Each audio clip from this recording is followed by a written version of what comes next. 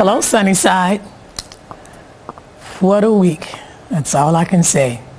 And at the same time, just do know God's got it. There are a few things I'd like you to know. Well, first of all, this week, I didn't have access to my usual materials because my husband and I were on the road again. And that was for the first time since the shutdown or since the pandemic or since the COVID breakout. So now perhaps I can again get back up to living to my name that I'm called at my quilt guild. I'm known as the roaming retiree. On Monday, we ended up going to Mountain Lakes, which is really on the other side of Rancho Cucamonga. We spent the night there. Then we got up the next morning and drove into Vegas to take care of some business, which took really about 2 hours. After that, we drove back to our campground, back to Mountain Lakes, where I was able to finally actually start sewing again, to start quilting. So thank you again, Lord. I didn't think I needed a whole year's break, but that was really the beginning. And again, I really do appreciate that I'm back on the road again. Be aware that the mayor of Los Angeles, Eric Garcetti, is proposing a guaranteed basic income in this upcoming budget. It is dubbed the Big Leap, which means Basic Income Guarantee, LA Economic Assistance Pilot. This is where he is proposing that 2,000 Los Angeles families that are at or below the federal poverty line would receive $1,000 a month for a year with no strings attached. Now, at the same time, do know then, part of the criteria will be that you will have a child that you're supporting that's under 18 years old, and you've demonstrated a medical or a financial hardship which is connected to COVID-19. This program will be open to any of the Los Angeles residents, and your immigration status is not being considered. If you'd like to know more information about this program, do check with Mayor Garcetti's office. Tax preparation. Note also that that date has been extended from April to May 17th. Free assistance is offered at your local libraries, and supposedly there are some 55 different places where that assistance is available. I know I announced it earlier, and the information was shared with me from Sister Deborah Lloyd. So you know Deborah, give her a call if you'd like to know some specifics about the closest place here to Sunnyside. Again, I'm sure she'd be happy to hear from you. Another announcement that I've shared, and I want to make sure that the word gets out. LA County Department of Arts and Culture has any number of internships that are available to college students. Again, college students. So please make them aware that you can receive the rate is $15 an hour, and it's for the summer.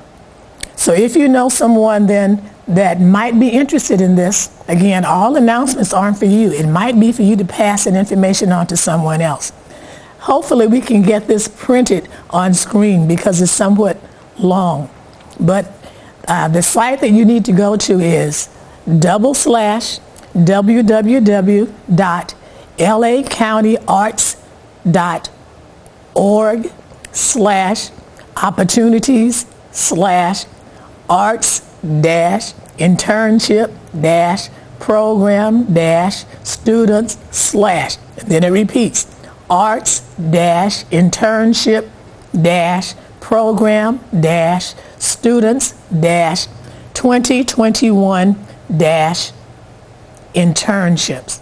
Again, if you know of someone that just might be a blessing for, please don't hesitate to pass the word along.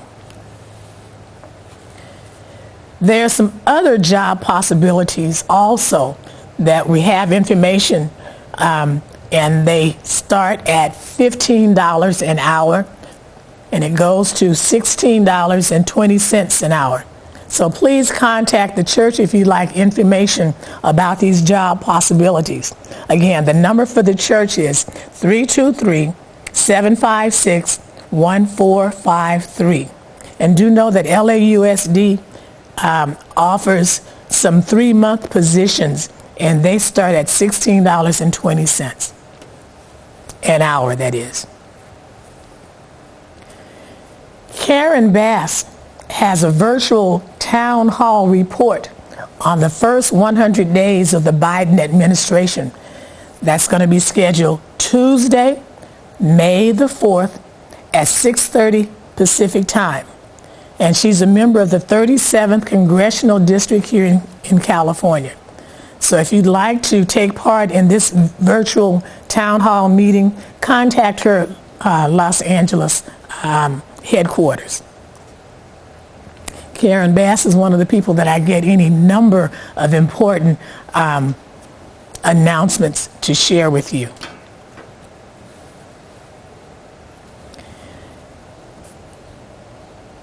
Washington, D.C., is it possible that that could be our 51st state? Okay. The House of Representatives has already passed that bill, and it goes to the Senate. Do know that in Washington, D.C., there are some 700,000 residents there. Some 700,000, really mostly minorities, who I'm sure paid more taxes than did our past president. Okay? So expect some resistance there. But do know the proposal has been passed by the House of Representatives for Washington, D.C., to become the 51st state. You know, it's really interesting how I get information for this broadcast. I was sitting at the computer this morning, writing some things down, and all of a sudden I heard this boo, boo, boo, and I couldn't continue. I actually had to look and see what it was. I don't know how to go and get messages from Messenger, but this buzz kept going. As it turns out, I know I'm supposed to tell you this because it said Leona Barnes, and you know she plays for us on the 5th Sunday here during Women's Day. Leona Barnes will be speaking this afternoon at a women's conference in Gardena. It's the church where the women's chorus sang a few years ago. The conference is called the Pearl, Pearl Women's Conference. It's a free event. So check back with V. Carroll or Leona Barnes and get the information, because they're looking for at least 100 women to attend this event. I think it's going to be online. I believe it might be a virtual event. But anyway, again, if you're looking at me now, you have the information at your fingertips. So check it out. And do know, Leona, I did follow through. Okay. Black History time now. And I know it's not February, but as I say, we're black the entire year. We're always black. There are some things that kind of came to my mind this week. I thought about my grandmother and some things that she would say. She would say, wait. I say, wait on the Lord. She would say, the battle's not yours, it's the Lord's. She would say, we fight not against flesh and blood, but, and then I said, now hold on now. Now this is just not my calling. This is not my calling as part of this. But at the same time, I found myself taking up my Bible And it's interesting how you can open it up and it will turn to the things that you really need to see at that time. This was the Contemporary English Bible. I ended up at Ephesians 6 chapter, starting at the 10th verse, and it said, it was called The Fight Against Evil. And when I thought about this week, I just knew that it was the Lord that was just calling that to my attention. Again, this has been a week. And at the same time, I can just hear Mother singing, I will sing hallelujah. I will sing, O Lord. I will sing hallelujah, O Lord. Again, this has been a week. It starts off, I believe that it was like last Sunday. I was looking at this thing, and it was led by Janice Hahn, who is an LA County supervisor. The LA Fire Chief, Daryl Osby, was speaking. I think she's a supervisor now. Holly Mitchell spoke. State Senator Steve Bradford spoke. Mitch Ward worked to get Manhattan Beach Council to rename a park after the Bruces. So I think he was a former mayor. Then Kevin, K-A-V-A-N, Kevon Ward, he called it to everyone's attention on Juneteenth, 2020. This is all to say that 100 years ago, Bruce's Beach in Manhattan Beach was owned by Charles and Willa Bruce. The law was used in order to take their land from them. As part of the presentation, it went on to say that President Reagan apologized to the Japanese for the loss of land and for their loss of their freedom during World War II. The question was raised, an apology is asked for because it's the right thing to do.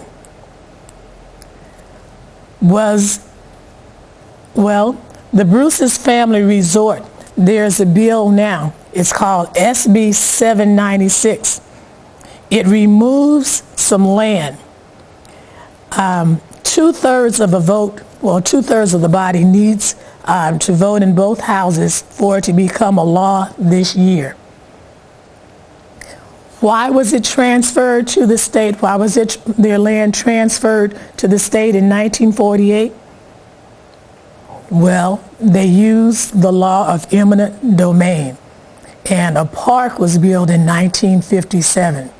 So just watch the news, find out what's happening in Manhattan Beach as it pertains to Bruce's Beach. There's quite a bit in the news now about voter suppression. It's really going on. Well, there are two bills that would safeguard the right to vote, for generations to come. One is if there's a passage of the For the People Act. For the People Act. So just be aware of that. Note also the John Lewis Voting Rights Advancement Act would allow the federal government to block discriminatory and racist voting laws from going into the effect at the state level. Note also that the Honorable John Lewis devoted his life to advancing civil and voting rights. This law would be named to honor him, and it would build on his legacy and carry on his crucial work. Note also that he is from the state of Georgia. He is from the state of Georgia.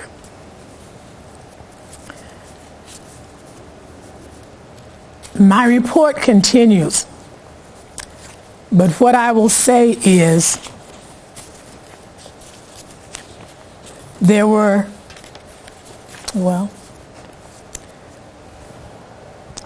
second-degree murder, guilty.